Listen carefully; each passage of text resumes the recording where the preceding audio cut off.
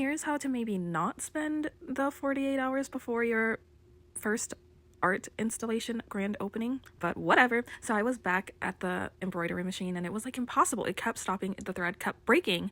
I didn't know what was going on. It was driving me nuts. I spent hours on it, but I had to just give it up for the day because I had plans to go to buy all the food I needed for the grand opening, get it ready, and stop by a couple Lao-owned businesses to drop off a flyer and invite them to the grand opening. But you know what I did find out was it took me till after the grand opening, but I think it was because I was trying to use vintage thread. I bought a whole bunch of vintage thread from this community art center that was closing down, and I have so much of it.